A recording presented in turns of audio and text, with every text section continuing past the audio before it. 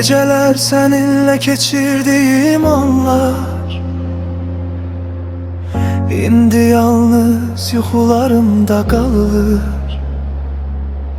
Sen heç vaxt ayrılmalıyıq deyəndə, mən ürəyimi tam sənə açdım. Sen istedin ki seni hiç vaxt terk etmeyim. Ben de and içtim, ölsem de kalmayacağım.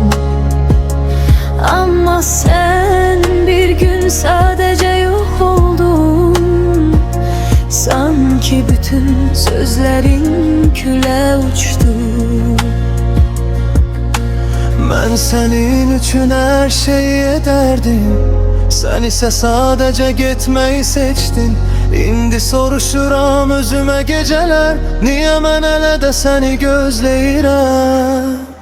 Sən getdin, mən qaldım burada tək, ürəyimdə sənin adın hələ yanır. Sən unudub yeni yoluna çıxdın, mən isə verdiyim sözə sadiq qalırım. Sevgim ölmedi, sadece yaralandı. Sen gittin ama mən hələ sevirəm. Bu ağrı mənim, bu sədaqət mənim. Sen gittin, mən qaldım.